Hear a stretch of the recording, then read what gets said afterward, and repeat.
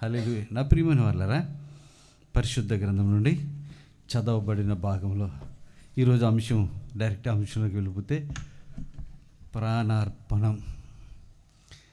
యేసుక్రీస్తు ప్రభువారి లోకానికి వచ్చింది అందుకే, ప్రాణాన్ని అర్పించడానికి, పాపాన్ని తీసివేయడానికి. దేవుని స్తోత్రం కలుగును గాక. హల్లెలూయా. అయితే లోకంలోని అందరి పాపాలు తీసేయడానికి దేవుడు ఒక రోజు నిర్ణయించుకున్నాడు.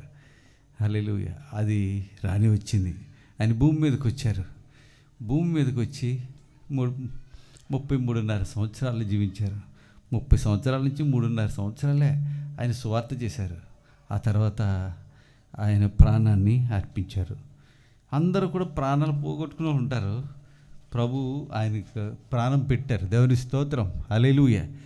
అయితే దీనికోసం వేల సంవత్సరాల నుండి కూడా ఆ యొక్క బలి అర్పణ గురించి ప్రవక్తలు చెబుతూనే ఉన్నారు. దేవుని స్తోత్రం. హల్లెలూయా. మనకు తెలుసు, మోషే బలిపీఠం, అబ్రహాము బలి అర్పించాడు. ఏ ప్రాంతానికి వెళ్ళినప్పటికీ అక్కడ గుడారం వేసినప్పుడు ముందుగా బలిపీఠం కట్టి బలి అర్పణ చేసి దేవునికి హల్లెలూయా ప్రార్థన చేసినట్లుగా మనం చూసాం. వెళ్ళిన ప్రతి చోట ఆయన నోట్ చేసుకున్నానని చెప్పను నేను. దేవుని స్తోత్రం. అలాగే మోషే బలి అర్పణ చేశాడు. మోషే ఒక బలిపీఠం కట్టి దానికి నిస్సి అని పేరు పెట్టాడు. నిస్సి అంటే ఏంటి తెలుసమ్మా? అమ్మా, ధ్వజము. ఇంకొక మాటలో మన పర్యాయ పదంలో చెప్పండి, క్లియర్ అర్థం. ధ్వజము, స్తంభము, జెండాను కూడా. హల్లెలూయా. శిలో ధ్వజం ఎత్తుము నీడే అంటారు కదా. ధ్వజ స్తంభం అంటే జెండా యొక్క స్తంభం. అసలు ధ్వజం అంటే టెక్కము అన్న ఒకటే. దేవుని స్తోత్రం. హల్లెలూయా. అసలు జెండాని ఎందుకు ఎట్టారు? అందరికీ కనిపించడం కోసమా? ఆయన జెండా ఎత్తలేదు, కానీ నిస్సి అని పేరు పెట్టారు అంతే. హల్లెలూయా. ఒకసారి చెక్కబడిన రాతితో ఆయన రాయలు తీసుకుని ఆయన బలి అర్పణ చేశారు. బలి అర్పణలు ఎన్నెన్నో రకాలు ఉన్నాయో. దేవుని స్తోత్రం. హల్లెలూయా. ఎన్ని అర్పణలు ఉన్నాయంటే, ఒకటి అప్పుడు యజ్ఞములైనా బలి అర్పణలైనా అర్పించడానికి బలిపీఠాలు ఉండేవి. దేవుని స్తోత్రం కలిగిన గాక. హల్లెలూయా. ఒకటి దహన బలి, రెండవది దేవుని స్తోత్రం పాప పరిహారార్థ బలి. ఇంకొకటి రిఫరెన్స్ చెప్పమంటారా? మొదటి సమయంలో 6:14 తీయండి ఒకసారి. మొదటి సమయంలో 6:14 కొన్ని చూపించేసి నేను తొందరగా చెప్పాలి, ఎక్కువ చెప్పాలనుకున్నాను మ్యాటర్. హల్లెలూయా. 6:14 ఒకరేమో లేవీలకు 6:30 తీయండి ఒకరు. ఆ బండి చెప్పరా.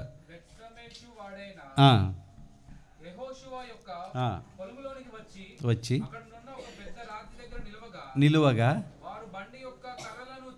చీల్చి, అసలు ఆవులు కట్టరు, ఆవులు కట్టారు. అక్కడ ఆవులు వచ్చాయి కాబట్టి ఆవులను యెహోవాకు దహన బలి. ఇదేం బలి అమ్మా? దహన బలి. దహన బలి గురించి అసలు అది మోయటానికి ఎవరు లేరండి, ఎవరు కూడా సరిపోరు. ఎందుకో పాడి ఆవుల్ని ఏర్పాటు చేశారు. హల్లెలూయా. ఆ పిల్లని కూడా దూరం పరిచేయాలా? ఆ పాడి ఆవులు ఏర్పాటు చేస్తే ఆవులు ఆ బరువైన ఆ బాలింతరాలు ఎంత బలహీనంగా ఉంటారో అంత బలహీనంగా ఉంటాయి ఆవులు కూడా. అంత కష్టాన్ని ఆ బండి దేవుని లాగాయి. దేవుని స్తోత్రం. దేవుని సేవకులైనా దేవుని పిల్లలైనా ఎంత కష్టమైనా దేవుని మందసాన్ని లాగేవారిగా ఉండాలి. హల్లెలూయా. అయితే నా ప్రియమైన దేవుని బిడ్డలారా, ఇక్కడ ఏమంటారు? దహన బలి గురించి వ్రాయబడింది. లేవి 6:30 చదవండి త్వరగా. ఒక లేవి 7:7 చదువుతారు కానీ ముందు 6:30 చదవండి, తీసుకుంచుకోండి. మరియు ఇదే బలమ్మా? పాప పరిహార. ఫస్ట్ ఏమన్నాను? దహన బలి. ఇది పాప పరిహారార్థ బలిగా చాలండి. ఇది పాప పరిహారార్థ బలి. మూడోది అపరాధ పాప పరిహారార్థ బలి అని ఉంటుంది చూడండి. 7:7 చదవండి. ఇక్కడ రెండు ఎందుకు రాయాలి? ఒకటే రాయాలి కదా. అంటే ఇది వేరు అది వేరు, ఎంత డిఫరెంట్. దాన్ని ఎలా చేయాలి, ఆ బలి అర్పణ ఎలా చేయాలి కూడా రాయబడి ఉంది. దేవుని స్తోత్రం. హల్లెలూయా. మొదటగా బలి అర్పణ గురించి చదివినప్పుడు దహన బలి, అలాగే పాప పరిహారార్థ బలి, అపరాధ పాప పరిహారార్థ బలి. ఇప్పుడు ఏం చెప్పాము? 3. అయితే 4వ 3 లేవి 3:1. హల్లెలూయా. 3:1 సమాధాన బలి. చదవండి. అతడు అర్పించినది వివరించట్లేదు ఇంక. సమాధాన బలి. దేవునికి పాపం చేసినప్పుడు దేవునికి మనకి ఏమవుతుందని విరోధం ఏర్పడుతుంది. మళ్ళీ సమాధానం కావాలి. మనకి మనుషుల మధ్య ఉండే సమాధానం వేరు కదండి.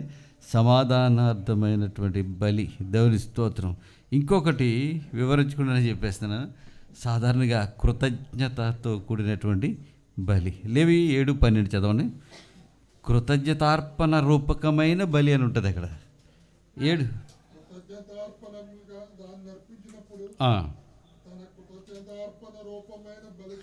కృతజ్ఞతార్పణ రూపకమైన బలి. దేవుని స్తోత్రం. ఇన్ని రకాలు ఉన్నాయి ఇంకా చాలు. ఈ బలులన్నీ ఎవరిని సూచిస్తున్నాయంటే యేసయ్యను హల్లెలూయా. మొట్టమొదటి ఈ బలులు 5వది కాదు కానీ సమాధాన బలి, అపరాధ పాప పరిహారార్థ బలి, దహన బలి, ఇవన్నీ కూడా ఆయన్ని సూచిస్తున్నాయి. హల్లెలూయా. ఆయన ఎలా బలియాగం వల్ల ముందే దేవుడు ప్లాన్ చేస్తాడో ఏమో తెలియదు. దేవుని స్తోత్రం. ఈ చదవబడిన భాగంలో ఒకసారి చూడండి. 23:44 23 లోక 23:44 ఒక స్పీడ్గా. అప్పుడు సిలువ మీద ఉన్నప్పుడు ప్రభు ఆ యొక్క గొల్గొతా సిలువలో వేలాడుతున్నప్పుడు రమారమి అంటే 12 అయ్యింది. అది మొదలుకొని అలాగే ఉండిపోడైనా చీకటి క్రమ్మిందంట.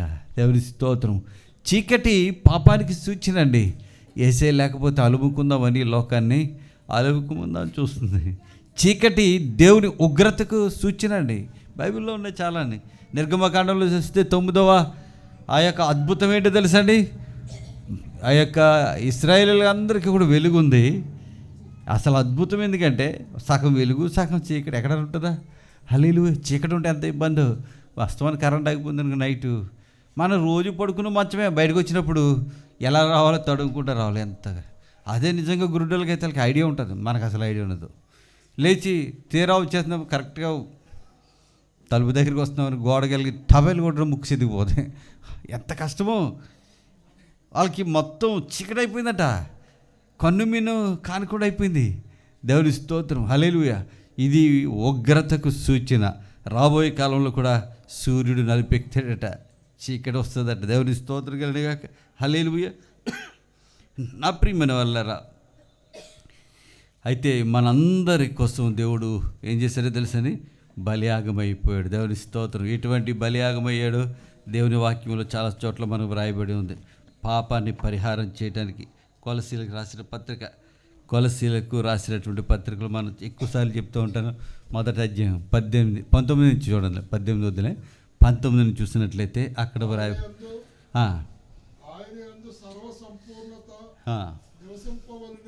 నివసింపవలెననియు ఆయన శిలువ రక్తము చేత సంధి అంటే సమాధానపరిచి ఆయన ద్వారా సమస్తమును అవి భూలోకమందున్నవైనను పరలోకమందున్నవైనను వాటన్నిటినీ ఆయన ద్వారా తనతో సమాధానపరచుకొనవలెనని తండ్రి అభిష్టమాయను. దేవునికి స్తోత్రం. ఎందుకండి యేసుప్రభు గారినట అప్పుడు సిలువేశారు కాబట్టి వీళ్ళు సిలువను తీసుకొచ్చి ఎక్కడ పడితే అక్కడ పెడుతున్నారండి. వీళ్ళు ఒకవేళ గొడ్డలతో అని చెప్పేశారనుకో, గొడ్డలు అట్టుకొచ్చి మీ ఇక్కడ పెడతారా? ఒకవేళ ఆయన్ని కొడవలు ఎట్టుకు చంపేశారనుకో, ఒకడు అడిగాడు నాకు, ఆయన ఇప్పటికీ కూడా చెప్తుంటాను, కొంచెం భయపడతారు కానీ ఇప్పుడు అప్పుడైతే భయం లేకుండా అడిగాను ఆయన. దేవుని స్తోత్రం. హల్లెలూయా. నేను ఇవాళ పొద్దున్న ఒక మెసేజ్ వచ్చింది, ఆ తర్వాత చాలామంది కూడా పెట్టారు. దుర్మార్గంగా క్రైస్తవులందరినీ ఏదో హింసించాలని, గేలి చేసింది సరిపోక ఏదో దాడి చేయాలనుకుని రకరకాల చాలా కాస్ట్లీ బైక్స్ అండి. వాళ్ళు ఎలా ఉన్నాయంటే అవి చాలా పొడవటి లోవటి రకరకాలు అన్నీ వేసుకుని వాళ్ళు బైక్ ఎందుకంటే ప్రయాణం చేసుకోవటానికి, కానీ ఇది ప్రయాణం చేయటే కాదు. ఎన్ని క్వశ్చన్స్ చేస్తారు. యేసయ్య గొడ్డలతో నరికితే ఆయన గొడ్డలను ఆరాధన ఇస్తారు అన్నారు. అప్పుడు నేను ఒక విషయాన్ని జ్ఞాపకం చేస్తాను. ఇదే వచ్చినాను. దేవుని స్తోత్రం. కొలసీలు రాసిన పత్రికలో 20వ వచనం చూసినట్లయితే ఆయన శిలువ రక్తము చేత సంధి చేసి ఆయనతో సమాధాన పరుచుకొనవలనని తండ్రి అభిష్టం. ఇప్పుడు కాదు బాబు, మనం తప్పు చేసినప్పుడు అప్పుడే ప్లాన్ చేశాడు ఆయన ప్రాణాలు పెట్టడానికి. అది ఎలా పెట్టాలో ప్రణాళిక ఉంది.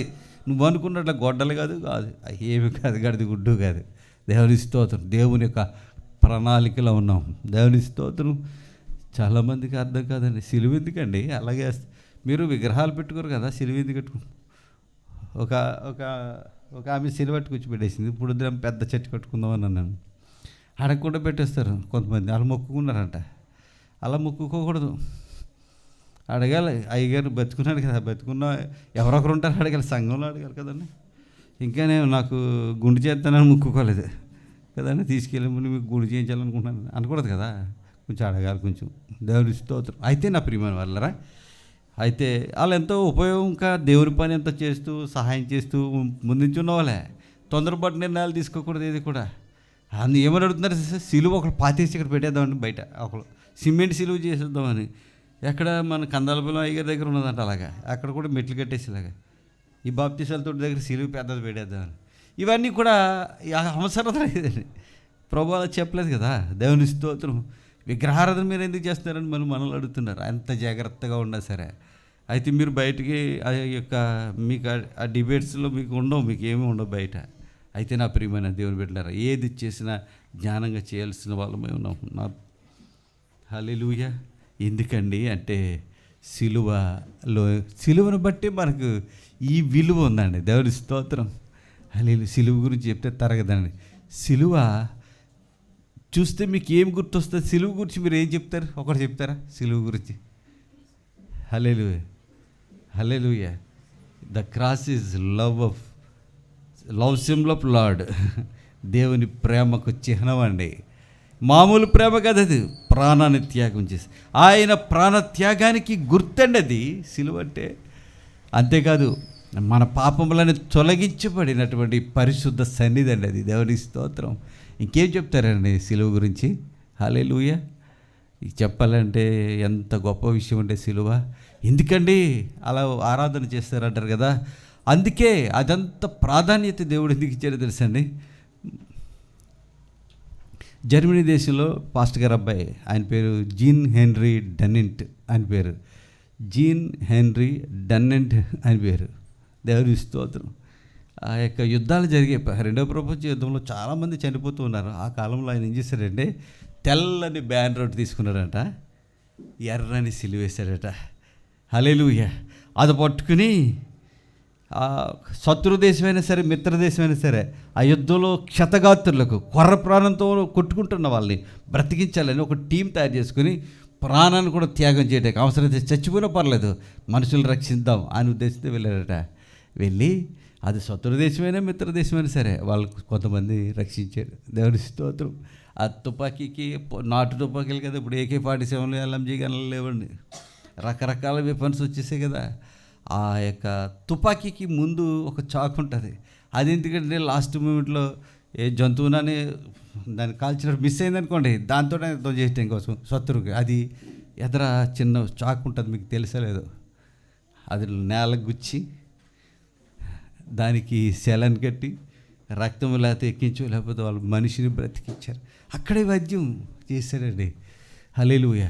యుద్ధాలు ఇంకొద్దు అనుకున్నా సరే యుద్ధాలు జరుగుతూనే ఉంటాయి ఇప్పుడు కూడా. అప్పుడు జెనీవాలో ఇంచుమించుగా ప్రపంచ దేశాలన్నీ కూడా అక్కడ చేరాయి.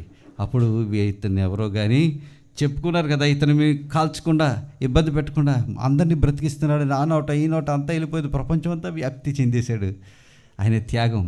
అప్పుడు జెనీవా మీటింగ్లో ఆయన్ని ఆహ్వానించి ఆయనకి ఏం చేశారు తెలుసా అండి, సన్మానించారు. యుద్ధాలకి జరగకూడదని అని ఆయన అక్కడ స్పీచ్ ఇవ్వడానికి కూడా కృప చూపారు. దేవుని స్తోత్రం. అంతేకాదు ఈ నేసుకొచ్చిన ఆ యొక్క శిలువ ఉందే, ఆ తెల్లని ఆ యొక్క బ్యానర్ మీద ఎర్రని శిలువ. తెలుపు స్వచ్ఛతకు, పరిశుద్ధతకు, పరలోకపు దేవుని యొక్క సన్నిధికి సూచన. ఎరుపు ఆయన రుధిరం, దేవుని స్తోత్రం, రక్తానికి సూచన అండి. ఇవన్నీ చెప్తూ ఉన్నాడు ఆయన ప్రేమ అండి. ఆయన ప్రాణం పెట్టాడు, నేను కూడా పెట్టాలి అవసరమైతే నేను అనుకున్నానని చెప్పినప్పుడు అది ఏం చేశారో ప్రపంచవ్యాప్తంగా మెడికల్ స్టోర్ల మీద, హాస్పిటల్ మీద అది సిలువైపోయింది. కొంతకాలానికి రౌండ్గా గీసి దాంట్లో పెట్టి రెడ్ క్రాస్ అన్నారు. క్రాస్ అంటే ఇంగ్లీష్లో సిలువే. హల్లెలూయా. కొన్ని దేశాల్లో అరబ్ కంట్రీస్ ఇప్పుడు అది ఒప్పుకోవట్లేదు. చందమామ వేసుకుని రెడ్ క్రాస్ అన్నారు. అదేమో హాఫ్ మూను, ఆ కిందేముంటారు రెడ్ క్రాస్ అని ఉంటుంది. యూదులు కూడా అలాగే సింబల్ మార్చుకున్నారు. క్రాస్కి సపితమైనదని వాళ్ళు ఇష్టం లేదు వాళ్ళకి.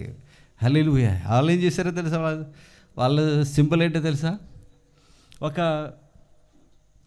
ఒక కర్ర పైకెత్తేసి ఉంటే ఆ కర్ర మీద పాము చూపించాడే మోషే, ఆ సింబల్ అన్నాడు. పాము దాని నుంచి పడిపోయి చచ్చిపోయి ఉంటుంది అనమాట. ఇలాగే వచ్చేసినాడు. అదేంటి తెలుసా? మోషే అరణ్యములో సర్పము ఎలాగెత్తెను, మనిషి కుమారుడు అలాగే ఎత్తబడు. ఎలా తిరిగి వచ్చినది ఆయన చూసిస్తుంది. నువ్వు అవునన్నా కాదన్నా దాన్ని కాదనలేరండి ఎవరన్నా. ఎంత అద్భుతమైన విషయం. అది రెడ్ క్రాసే. దేవుని స్తోత్రం. ఇప్పుడు కూడా రెడ్ క్రాస్ అది. మనకు పాఠ్య పుస్తకాలు డిగ్రీ చేసిన వాళ్ళు కూడా చెప్పలేరు. ఎందుకంటే వాళ్ళతో తప్పు కదండి. మన పాఠ్య పుస్తకాలు లేదు. మన పాఠ్య పుస్తకాలు రాబోయే చూడండి. ఇప్పుడు పండుగ మనకి తెలుగు హల్లెలూయా సంవత్సరాది వస్తుంది దగ్గరలో కదండి. ఎందుకంటే మన ప్రాచీన కాలం నుంచి ఆచారాలు సంప్రదాయాలు ఏమన్నీ తెలియజేయడం కోసం ఆ పాఠ్యపుస్తకాలు అవి ఇచ్చారు.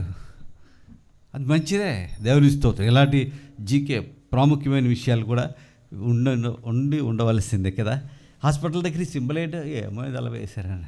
హల్లెలూయా. పిహెచ్సి సెంటర్లో ఏంటంటే అది ఏదో పెట్టుకున్నారన్న. ఇక్కడ డాక్టర్ గారు ఆ యొక్క కారు మీద కూడా అదే. కానీ వాళ్ళు కూడా చెప్తారు, వాళ్ళకి తెలిసారు అనుకో. డాక్టర్స్కి ఏమి తెలియకుండా ఉండదు. దేవుని స్తోత్రం. ప్రియమైన దేవుని పెట్టలేరు. మనకి మన పాఠ్యపుస్తకాలు ఏముంటుంది తెలుసండి? తెలుగు సంవత్సరాదికి గురించి రెండు మాటలు చెప్పారనుకో. పిల్లల్ని అడుగుతారు కదా, వాళ్ళ యాసలో భాషలో నిలబడి మెట్ట దగ్గర కాలు పూసుకుని చాలా శ్రద్ధగా చెప్తారు కదండి. పాఠాలు పద్యాలన్నీ పాడతారు. ఏమని పాడతారు? హల్లెలూయా. తెలుగు సంవత్సరాది గురించి మాట్లాడమంటే మామి చిగురు పూస్తుంది, కోయల కూస్తుంది, ఇవే కదండి. అమ్మమ్మ లేకపోతే నానమ్మ చేసిన వేపపు పచ్చళ్ళు చేదుగా ఉండును, ఇదే కదా. ఇవన్నీ మనకు తెలుస్తాయి కదా. పాఠ్య పుస్తకాలు లేవని నవ్వుతున్నారు మీకు. అంతేందుకు సంక్రాంతి వచ్చిందంటే దాని గురించి కూడా, అరే సంక్రాంతి నాడు హరిదాసు వచ్చును, ఇంటి ముందంతా ముగ్గులు పెడదు, కల్లాపు చల్లి ఏదో స్టోరీ ఉంటుంది. అదంతా చెప్తూ ఉంటారు. ఎందుకంటే మర్చిపోకూడదని కదండి. డూడు బసవన్న గంగిరెద్దులు తీసుకొని వాళ్ళు వస్తారు. అదే సందర్భాల్లో రాస్తారు. ఇవన్నీ ఉంటాయి. కానీ ఎందుకు ఈ పాఠ్య పుస్తకాల్లో సిలువని గురించి వ్రాయలేదని? దేవుని స్తోత్రం. మెడిసిన్స్ అండి, ఏ మెడిసిన్ పేరు చూసినా దేవుని గురించి వ్రాయబడుతుంది. సూపర్ మై సిన్ అట, నా యొక్క పాపము శక్తివంతమైంది, ఈ మాత్ర స్థితి తగ్గిపోతుంది. దాని మీద కూడా సిలువ ఉంటుంది. ఆవేదన ప్లస్ కాదు, ఆవేదన క్రాస్. అది దాన్ని మనం ప్లస్ అని పెడతారు. ప్లస్ కాదు అసలు. హల్లెలూయా. రెడ్ క్రాస్ సొసైటీ కానీ రెడ్ ప్లస్ సొసైటీ కదండి అది. ఇలా చెప్పుకుంటూ పోతే ఎన్నో కదండి. హల్లెలూయా. సూపర్ మైసిన్ అనేది ట్యాబ్లెట్ కదా, ఆయింట్మెంట్ అనుకుంటున్నాను. సూపర్ అంటే చాలా శక్తివంతమైనది అనమాట. ఏంటి పాపం కదా. ఈ మెడికల్గా వీళ్ళందరూ నవ్వుకుంటున్నారు వాళ్ళు కదా. దేవుని స్తోత్రం. ఎన్నో దాచిపెట్టి సిలువని దాచిపెట్టేస్తుంటారు చాలామంది. ఎందుకంటే దీన్ని ఆరాధన చేస్తారు. ఎందుకంటే అక్కడ మనకు పాపం పోయింది, అది పరిశుద్ధ సన్నిధి అయిపోయింది. దేవుని స్తోత్రం. హల్లెలూయా. నా ప్రియమైన వాళ్ళారా, ఎంత సిలువ అంటే కొంతమంది మెడలు వేసుకుంటారు. హల్లెలూయా. గుడి గోపురాల మీద పెడతారు, గుడిలో ఉంచుకుంటారు. హల్లెలూయా. క్రైస్తవులంతా వారు హృదయాల్లో ఉంటుంది. వారి హృదయాల్లో సిలువ ముద్రింపబడిపోయింది. దేవుని స్తోత్రం. క్రైస్తవుల ఆరాధన స్థలాల్లో ఎందుకండి ఇంత అలరారుతూ ఇంత గొప్పగా ఎందుకు చెప్పుకున్నామంటే, అది సిలువ గురించి కాదండి. సిలువ మీద అర్పణ చేయబడిన పరిశుద్ధ దేవుని గురించి, పరిశుద్ధ రక్తం గురించి అక్కడ వ్రాయబడి ఉంది. సిలువ రక్తము చేత, ఏసు రక్తం అనలేదండి, సిలువ మీద ఉన్న రక్తం వేసేదే. సిలువ రక్తము చేత సంధి చేయబడి సిలువ రుధిరం. దేవుని స్తోత్రం. హల్లెలూయా. ఒక పాట ఉంది, పాతది, రాజభవన్ పాడిన పాట. ఆయన మన దగ్గర లేరు కానీ ఆ పాట ఏంటండి తీసేసుకున్నాడు అప్పుడే. హల్లెలూయా. కలువరి యాగమే లోక కళ్యాణము, సిలువ రుధిరమే పాప పరిహారము. హల్లెలూయా. నేను మళ్ళీ ఆ కోరస్ ఎత్తేది అందుకుంటాను ఇక. హల్లెలూయా. ఆయనకి ప్రతిదానికి కోరసు చాలా ఉద్యోగం ఉంటుంది. కలవరి యాగమంట లోకం ఒకటి కదా, లోక కళ్యాణం. దేవుని స్తోత్రం. నేను చాలా సమాచారం చెప్పాలనుకున్న టైం అయిపోతుంది. Praise the lord. హల్లెలూయా. నా ప్రియమైన దేవుని బిడ్డలారా, ఎవరు దాచలేరని దాచిపెట్టి మూలన జరిగింది కదట. హల్లెలూయా. అపొస్తలుడైన పౌలు అంటాడు కదా, మూలన జరిగిన సంగతి కాదు ఇది. మరి ఏంటట, అందరికీ బాహాటంగా ఎక్కడండి, ఆ కొండ మీద, కలవరి కొండ మీద ఆయన సిలువ యాగమయ్యారు. దేవుని స్తోత్రం కలిగి. అందుకే ఒక్క క్రైస్తవులే కదండి, అందరూ ఆ సిలువను గురించి ఒక ఆలోచన, ఏంటిది ఇంత అని కదండి. ఇంకా గొప్పగా చెప్పాలంటే హల్లెలూయా, ప్రపంచ దేశాలలో అగ్రరాజ్యాల ఆ యొక్క జాతీయ పతాకాలపై సిలువ రెపరెపలాడుతుందండి. దేవుని స్తోత్రం. ఎన్ని దేశాలు మీకు ఏం తెలుసా, యూరోపియన్ కంట్రీస్లో ఎన్ని దేశాలు, అన్ని దేశాలు మ్యాక్సిమం అన్నీ కూడా సిలువ ఉంటుందండి. పైకి వెళ్ళిపోతే ఇలా వంగు ఉంటుంది. నార్వే ఉంటుంది, ఇక్కడ స్వీడన్ ఉంటుంది. ఆ నార్వే స్వీడన్ ఐస్లాండ్ ప్లేస్, అక్కడ 6 నెలలు పగలు 6 నెలలు రాత్రి. అక్కడ కూడా ఆ జెండా మీద ఉంటుంది సిలువ. ఇంత చిన్న స్వీడన్, ఆ యొక్క స్విట్జర్లాండ్, అవన్నీ కూడా సిలువే పతాకం వల్ల ఉందండి. దేవుని స్తోత్రం. హల్లెలూయా. మన భారతదేశంలో మన ప్రతి పిహెచ్సి సెంటర్కి డీప్ ఫ్రీజర్ ఇచ్చారండి, ఒక్కొక్కరు ఇచ్చారు. వాళ్ళు ఆ చిన్న దేశం ఇది. ఎంత ఉంటుందండి, శ్రీలంక అంత ఉంటుంది అది. అంత గొప్పగా ప్రపంచానికి ఇవ్వడానికి కారణం ఏంటో తెలుసా? హల్లెలూయా. దేవుడు వారిని దీవించారు. దేవుని స్తోత్రం.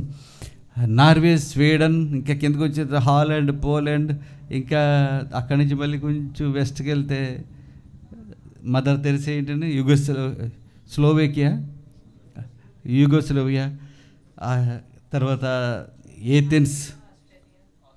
ఓకే, యూరోపియన్ కంట్రీస్ చెప్తున్నాను నేను. హల్లెలూయా. ఫ్రాన్స్, ఇంకా కిందకు వస్తే ఫ్రాన్స్, పోర్చుగల్, ఇంకా చిన్న మర్చిపోతున్న ప్లేసెస్ అన్నీ గుర్తొస్తున్నాయి, కానీ జెండాలు కూడా నాకు గుర్తే. హల్లెలూయా.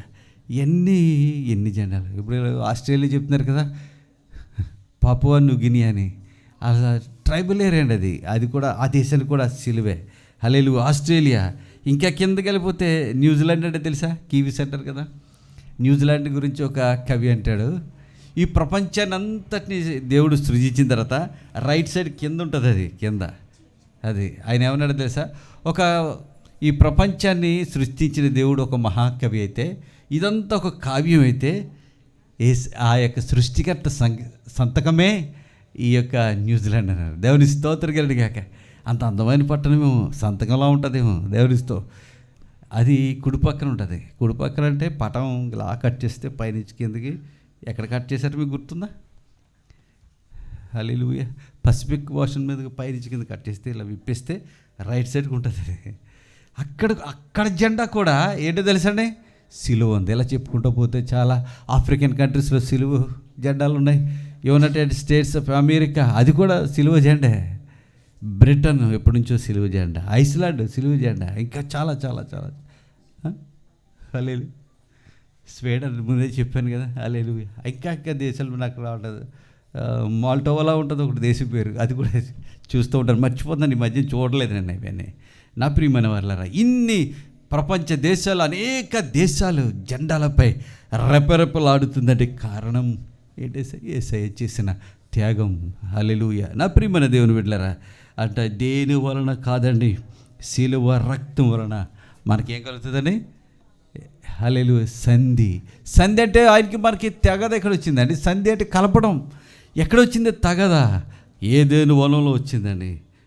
ఏం తగదండి? వాళ్ళు ఎంత ఘోరమైన పాపం చేశారా? ఆయన పాపం ఆయన నచ్చలేదు. అది వెంటనే ఆ తోట నుంచి తోలేశాడు. మనం తోలేయాలంటే అసలు ఆదాంతో పోల్చుకుంటే మనం అసలు బ్రతకూడదు అనమాట. అంత దారుణం మనం ఆయనతో. ఆదాము ఎందుకు తినాలంటే పొండైనా అంత అన్ని పళ్ళు ఉన్నాయి కదా, ఆయన చేసి పోయినట్టు అసలు ఇది అని వాళ్ళు కూడా ఉన్నారు కదండి. ఆయన ఆ పని చేయకపోతే మనకి తిప్పలేకపోను కదా అన్ని వాళ్ళు ఉన్నారు. మనం ఎన్ని చేస్తాము, ఎన్ని మాటలు వింటలేదు. నా ప్రియమైన వాళ్ళరా, అయితే సిలువ ఎంత గొప్పదంటే ఆ యొక్క అనేక మంది ప్రవక్తలు పంపించారు. దేవుని స్తోత్రం. ప్రవక్తలు పంపిస్తే ఎవరో ఏం చేయలేరు. అలా ఈ యొక్క స్వార్థ కార్యాన్ని ప్రారంభించారు, కానీ దాన్ని ముగించడానికి ఎవరో చేయలేకపోయారండి. దేవుని స్తోత్రం. హల్లెలూయా. న్యాయాధిపతుల గ్రంథంలో చూసినట్లయితే 13వ అధ్యాయం 5 వచనం 6 వచనం 7 వచనంలో ఉంటుంది. అక్కడ ఈ యొక్క సంసోను చరిత్ర మనకు కనిపిస్తూ ఉంటుంది. 13వ అధ్యాయం 5, 6 అని కూడా చూడండి. 5 నుంచి కూడా చదవండి. త్వరగా తిండమ్మా, అంటే టైం పరిగెడుతుందని. ఆ యొక్క దూత చెప్తూ ఉంది, ఎవరికి తెలుసా?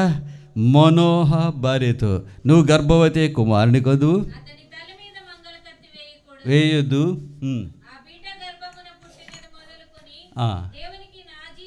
దేవునికి నాజీరు చేయబడిన వాడే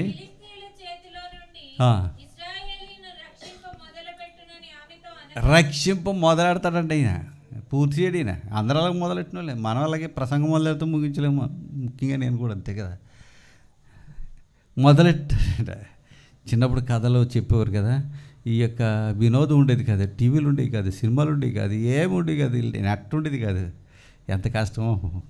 అందుకనే ఆప్యాయతలు అనురాగాలు ఎక్కువ ఉండేవి. అమ్మమ్మ ఒక కథ చెప్పవు అని చేరు, తాతయ్య ఒక కథ చెప్పవు అని మంచం దగ్గర చేరు చేరితే మొదలెట్టేవాడంట ఆయన. మొదలెట్టాడంటే మళ్ళీ ఎవరో వచ్చేవారు. ఆయన పెద్దాన్ని వస్తున్నాడు, మళ్ళీ మొదలెట్టమన్నాడు. హల్లెలూయా. చిన్నాన్ని వస్తున్నాడు, మళ్ళీ మొదలెట్టాను. ఇలాగా వదిన వస్తుంది, అక్క వస్తుందని చెప్తే తాతయ్య అలా ఓర్పుగా. అందుకనే పెద్ద రెడ్ వచ్చి మొదలెట్టినట్టు సామెత ఉంది కదా, అది అందుకే వచ్చింది. హల్లెలూయా. ఆయన ఒక ఆయన అంటాడు, కథ చెప్పమంటే కథ చెప్పడం మొదలెట్టాడట. హల్లెలూయా. అంత మహాభారతం అంతా విన్నాడట. విన్న తర్వాత చెప్పేసిన తర్వాత తాత అడిగాడట, పాండవులు ఎంతమంది రా ఆయన. ఒకడు నిద్ర అన్నాడట. లేస్తాను మంచం కూడలాగా ముగ్గురే అని 2 ఏళ్ళు చూపించారంట. మన చంద్రబాబు నాయుడులాగా మంచం కూడలాగా. అంటే ఆయన పడుకున్న మంచం ఎన్ని తప్పులు, ఒకదాని ఎన్ని తప్పులు చెప్పాడు. ఆయన పడుకున్న మంచానికి 4 ఉంటాయని చెప్తే బాగున్నాను. పోనీ 4 అనకపోయి 7 చూపించినా బాగున్నాను. 4 2 ఒకటి 5 అని తెలీదు, 5 చెప్పలేకపోయాడు. చెప్పబోతే అయిపోయింది, మైనస్ మార్క్. చూడండి, మంచానికి కూడా కోళ్ళు తెలియదు అసలు. ముగ్గురు అంటానికి 3 ఏళ్ళు చూపించిన, ఇదే ఒకటి కరెక్ట్ నువ్వు 2 చూపించాడట. అన్నీ తప్పులే. హల్లెలూయా. అయితే ప్రియమైన వాళ్ళారా, కథలు చెప్పుకునేవారు అప్పుడు ఆ రోజులే కదా. దేవుని స్తోత్రం. మొదలెట్టాడు రెడ్ ఇచ్చి మొదలెట్టాడు. అనేక మంది ప్రవక్తలు వస్తూ వెళ్తున్నారు. అక్కడ ఫిలిష్తీయుల చేతుల్లో నుండి రక్షింప మొదలు పెట్టినాను. హల్లెలూయా. మనకు తెలుసు 6వ మాట, సిలువ మీద మాట అక్కడ ఏముంటుందో తెలుసండి. హల్లెలూయా. ఆయన చేతులు చాపి, ఆకాశానికి భూమికి మధ్య చేతులు చాపి. హల్లెలూయా. ఒకసారి యోహాను పత్రిక, మొదటి పత్రిక. హల్లెలూయా. మొదటి వచనం, జీవవాక్యమును గూర్చినది ఆది నుండి ఏది ఉండెను, ఏది వింటుమో అంటూ 3వ వచనం, మాతో కూడా మీకును సంధి చేయటం అనేది సహవాసం పోయింది, విరోధం వచ్చేసింది. మళ్ళీ ఏమీ చెప్పట్లేదు కదండి. యెషయా గ్రంథం 1వ అధ్యాయం 18వ వచనంలో కూడా ఉంటుంది అక్కడ, రండి మన వివాదము తీర్చుకుందాం. దేవుడు పిలిచాడు. మేము ఉన్నటువంటి వివాదం నేనే తీర్చేస్తాను, రండి అని పిలిచినా సరే వాళ్ళు వెళ్ళలేదు కదండి. అది చదండి ఒకసారి. చున్నాడు, రండి మన వివాదము తీర్చుకుందాము, మీ పాపములు రక్తము వలె ఎర్రవి అయినను ఇలా చేసేస్తా అన్నాడు. ఇప్పుడు కూడా సిలువ రక్తము చేత సంధి చేసి అన్నాడు. ఇక్కడ సమాధానార్థమైన బలి గురించి చూసినట్లయితే యెషయా గ్రంథం ఎన్నిసార్లు చెప్తూ ఉంటాను, మన సమాధానార్థమైన శిక్ష అతని మీద పడెను. ఈ సమాధానం పరచడానికి, సంధి చేయటానికట, కలపటానికట. హల్లెలూయా. కొలసీలు రాసిన పత్రికలో మనం చదవం. అయితే ఇక్కడ అంటున్నాడు, ఆది నుంచి ఏది ఉండినట్టు చెబుతూ మాతో కూడా మీకు సహవాసము కలిగినట్లు. ఏమైంది, అందరికీ సహవాసం లేదు. ఇప్పుడు సహవాసము కలిగినట్లు చదవనైనా, చూచిన దానిని వినిన దానిని మీకు కూడా తెలియజేస్తున్నాను. మన సహవాసం అయితే తండ్రితో కూడా. ఒకసారి లోక సంబంధమైన తండ్రులు ఇష్టానుసారంగా సమాధానం లేకుండా వచ్చారు. పిల్లలు మంచిగా ఉంటాయి, ఇది చాలా చక్కగా ఉండి ఇదే, రే నువ్వు కొట్టు దగ్గరికి వెళ్ళి మందుగాయట అంటాడు, సిగరెట్ అట్ట అంటాడు పిల్లల చేత. ఎంత దుర్మార్గం కదా. తల్లిదండ్రులు కూడా సరిగ్గా ఉండరు. పిల్లలు సరిగ్గా ఉండలేదని తండ్రులు ఏడ్చి కాలం పోయి, ఇప్పుడు తల్లిదండ్రులు సరిగ్గా ఉండలేదని పిల్లలు ఏడ్చి కాలం కూడా వచ్చింది కదండి. అయితే మన సహవాసం అయితే తండ్రి పరలోకమైన తండ్రితో కూడాను, ఆయన కుమారుడైన యేసుక్రీస్తుతో కూడాను. హల్లెలూయా. ఒకటి మన సహవాసం అంటే సంఘం, లేకపోతే మనం ఒకరొకరి సహవాసం అడ్డకర్ర అనేది దేవుని స్తోత్రం, సమాజానికి గుర్తు. ఈ నిలువ చెక్క ఏంటో తెలుసా అండి, ఈ క్రీస్తును సూచిస్తుంది. హల్లెలూయా. దేవునితో కూడా మన సహవాసం అయితే ఆయన అంటున్నాడు, ఇలాగా చేతులు చాపి అందరూ 7 మాటలు మాట్లాడేశారు. ఆయన 6వ మాటకు వచ్చిన తర్వాత ఆయన ఉంటాడు తెలుసా, 6వ మాట మీకు ఏమైనా గుర్తుందా? దేవుని స్తోత్రం కలిగిన గాక. హల్లెలూయా. సమాప్తమైంది. ఏంటి సమాప్తమైంది? నేను చనిపోతున్నా, నా పని అయిపోయిందనా? కాదు, తండ్రి నా ఈ భూమి మీద ఎందుకైతే పంపించావో అటు తండ్రితో మాట్లాడిన మాట ఏంటో తెలుసా, సమాప్తమైనది. ఏ పని అప్పు చెప్పినా పూర్తవుతుంది. నేను వచ్చినప్పటికీ మా అమ్మ మా పనులప్పు చెప్పలేదు, మా నాన్నగారు పనులప్పు చెప్పారు. పొలం వెళ్ళి కలుపు తీయించేమను, లేకపోతే అయ్యాను, మా చెల్లికి వంటలు తోమేమను, ఇలాంటి చేసేది. నాకేమో నీళ్ళతోడేమోను కంప్లీట్ చేసేసి కూర్చోవాలి. వచ్చినప్పుడు ఇంకా ఇన్కంప్లీట్ అంటే కష్టం. మాస్టర్లు అంటారు, రేపు ఈ యొక్క ఏమంటారు హోంవర్క్ చేసుకొచ్చేయమంటారు. అక్కడికి వెళ్ళిన తర్వాత చేయలేదనుకో బయటికి వెళ్ళి నిలబడి ఇంకా లేదండి, ఇన్కంప్లీటే. మన జీవితం అంతా ఇన్కంప్లీటే. ఇక పూర్తవుతుంది, నోట్స్ పూర్తవుతుంది, ఏమి పూర్తవుతుంది కదండి. మనుషులందరూ అలాగే చేశారు, కానీ ప్రభు ఆయన వచ్చిన పని సంపూర్ణంగా చేశారు. దేవుని స్తోత్రం. సమాప్తమైందనేది తృప్తిగా ప్రభు నువ్వు చెప్పేది ఎంత కష్టమైన నేను అనుభవించి, ఇదిగో ఈ యొక్క పాపి యొక్క హస్తాన్ని మీకు అప్పగిస్తున్నాను అని చెప్తున్నట్టుగా హల్లెలూయా ఆయన శిలువ మీద ఉండి సమాప్తమైందని అన్నారు. దేవుని స్తోత్రం. ఆయన బలి అర్పణ అయ్యారండి. ఇది ఏమి అర్పణ తెలుసండి? హల్లెలూయా. ఇవి రాయబడింది ఈరోజు అంశం. హల్లెలూయా. అంశం ఏంటండి? ప్రాణాన్ని అర్పించారు. దేవుని స్తోత్రం. హల్లెలూయా. ప్రాణాన్ని అర్పించిన దేవునికి కొంత సమయాన్ని అనేవాళ్ళేమో. ప్రాణాన్ని అర్పించిన దేవునికి అయ్యో మన సమయం. ఆయన అంటాడు, లోబడనొల్లని ప్రజల కొరకు దినమెల్లా నా చేతులు ఇంత చేసిన దినమెల్లా నువ్వు రక్షింపబడాలని. నా ప్రియమైన దేవుని బిడ్డలారా, శిలువ రుద్రమే మనల్ని, ఆయన యొక్క రక్తమే మన ప్రతి పాపము నుండి తుడిచి వేస్తుంది. దేవుని స్తోత్రం కలిగాక. హల్లెలూయా. నేను ఇంకా పోవైద్య చెప్పానంటే ఇంకా సమాచారం చెప్పాలని. హల్లెలూయా. హల్లెలూయా. అయితే నా ప్రియమైన దేవుని బిడ్డలు ముగిస్తా. అయితే నా ప్రియమైన దేవుని బిడ్డలరా, ఆ కొలసలు రాసిన పత్రికే మళ్ళీ ఒకసారి జ్ఞాపకం. ఆయన అంటాడు, శిలువ రక్తము ద్వారా సంధి అనగా మళ్ళీ సమాధానపరచుకొనవలనని తండ్రి అభిష్టమైంది. నువ్వేదైనా లోపం చేసి దేవునికి దూరం అయితే పాపం దేవునికి నీకు విరోధం చేస్తుందండి. తండ్రి ఇదిగో పరలోకముందున్న తండ్రికిని భూలోకముందున్న తండ్రికిని నీకును విరోధముగా పాపం చేశానని అందామనుకున్నాడట ఎవరండైనా. తప్పిపోయిన కుమారుడు. హల్లెలూయా. అయితే ఆ మాట కూడా అనడానికి కూడా అవకాశం లేక హృదయాన్ని ఎరిగిన దేవుడు. దేవుని స్తోత్రం కలిగాక.